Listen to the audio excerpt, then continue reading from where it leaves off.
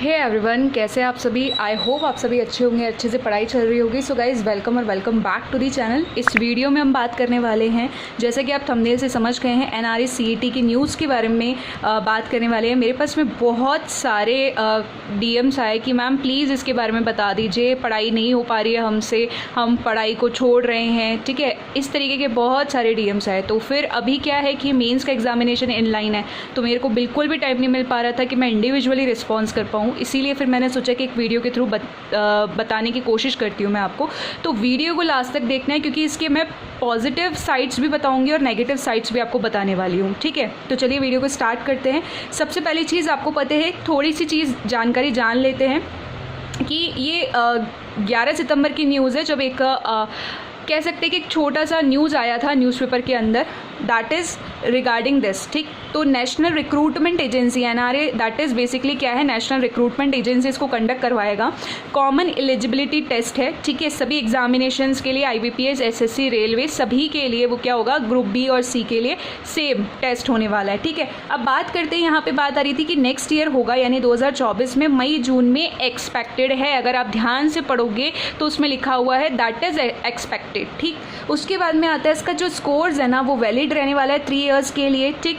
उसके बाद में आता है कि यहाँ एक चीज़ और मैं बताऊँ आपको कि जो ओनली फ़ेज़ 1 के लिए होगा, ये बहुत इंपॉर्टेंट, ध्यान से सुनना कि जो फ़ेज़ 1 के लिए सीईटी होने वाला है, जैसे आप फ़ेज़ 1 क्लियर कर लोगे, मतलब जो भी पैरामीटर्स वो लोग सेट करेंगे उसके अकॉर्डिंग, फिर आप जाकर के जो सेकेंड जो फेज़ है उसके लिए, जैसे कि मेंस के लिए बेसिकली, या फिर इंटरव्यू के लिए, तो वो पर्टिकुलर ऑर्गेनाइजेशन ही कंडक्ट करवाएगी। मतलब ये फ़ेज़ 1 सिर्फ सीईटी के थ्रू होगा। उसके बाद में जब आप एलिजिबल हो जाओगे कि आपने क्लियर कर लिया है अकॉर्डिंग टू दी पैरामीटर्स और जो भी डेटा या जिस तरीके से भी एनआरए जो भी सिस्टम बनाती है उसके अकॉर्डिंग, ठीक है, जो भी कट ऑफ वगैरह है उसके अकॉर्डिंग, तो जब आप सेकंड फेज़ दे रहे होंगे या थर्ड, तो वो जैसे कि अगर आपने बैंकिंग एग्जामिनेशन दिया है तो ये आईबीपीएस ही कंडक्ट करवाएगा, अगर एसएससी दिया है तो एसएससी करवाएगा, रेलवे बोर्ड से है तो रेलवे बोर्ड करवाएगा, ठीक है। ये चीज़ आपके माइंड में क्लियर होनी चाहिए, क्योंकि ये जब न्यूज़ आई थी तभी ये चीज़ के बारे में बता दिया गया था, ठीक है। उसके बाद में आता है कि एवरी ईयर 2 टाइम्स होने वाला है, यानी मुझे लगता है कि 6 मंथ्स के अंदर होने वाला है, क्योंकि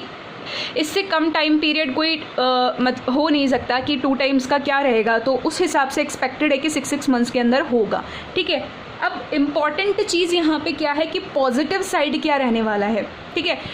लास्ट में एक टिप भी बताऊँगी मैं आपको एंजाइटी को दूर करने के लिए, जो इससे हो रही है आपको, ठीक है। सो बेसिकली मेरे को लगता है कि ये कॉस्ट इफेक्टिव होगा, ठीक है। कॉस्ट इफेक्टिव कैसे होगा, आप जानते हो कि एक फॉर्म आप फिल करते हो, ऑन एन एवरेज मैं ले लेती हूँ यहाँ पे 1000 रुपीज़ फीस लग जाती है, ठीक है, एक फॉर्म के लिए।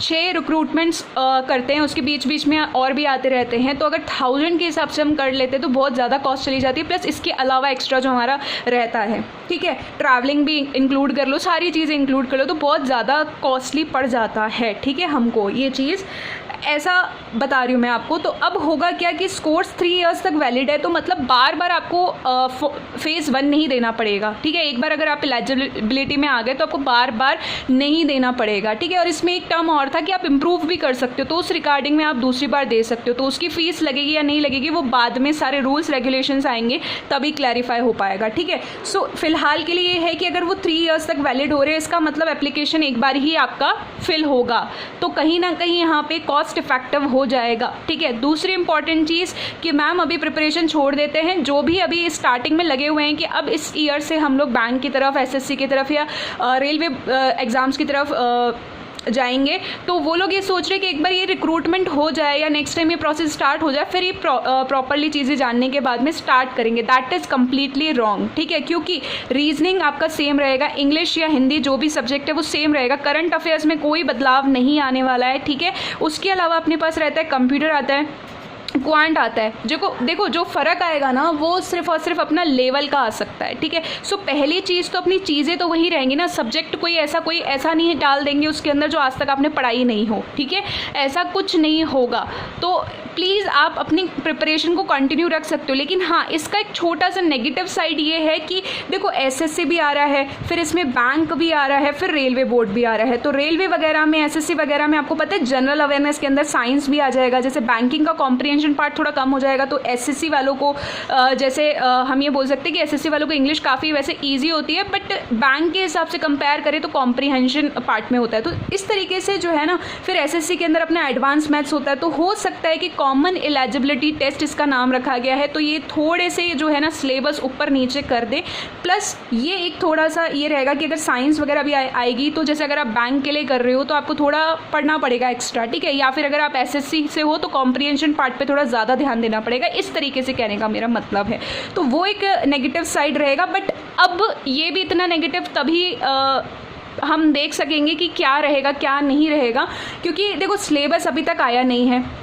ओके, उसके बाद में ये चीज़ बोल रखा है कि मई एंड जून में होगा, बट उससे पहले भी अगर मैं एक लास्ट में चीज़ बता दूं कि उसमें लास्ट में एक चीज़ दे रखी है कि जब तक कि एनआरए सीईटी का जो लास्ट फेज़ कंप्लीट नहीं हो जाता है तब तक जो भी आईबीपीएस के थ्रू एग्ज़ाम्स हो रहे हैं या एसएससी के थ्रू एग्ज़ाम्स हो रहे हैं या फिर रेलवे बोर्ड के थ्रू एग्जामिनेशंस जो भी हो रहे हैं, तो उनके लिए सेंटर्स को क्या कर देगा, उसका नंबर ऑफ सेंटर्स जो कहीं भी कम नहीं होंगे, एज इट इज़ सब कुछ चलता रहेगा। इसका मतलब ये है कि जब तक कि ये पूरा का पूरा प्रोसेस इनका कंप्लीट नहीं हो जाता, और ये कितना बड़ा प्रोसेस है, ऑन एन एवरेज काफ़ी टाइम से ही चल रहा है, ठीक है।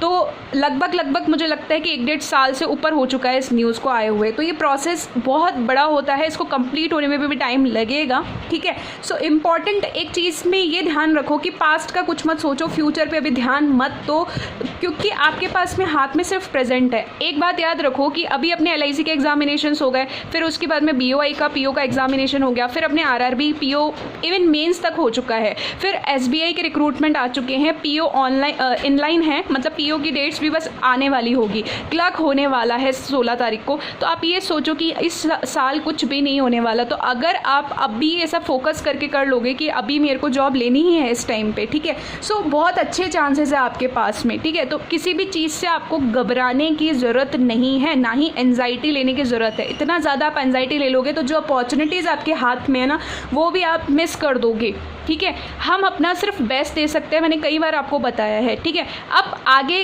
किस चीज़ में हमारा सिलेक्शन हो जाएगा वो हमें भी नहीं पता होता, हमें बस कंसिस्टेंसी के साथ में चलना होता है, ठीक है।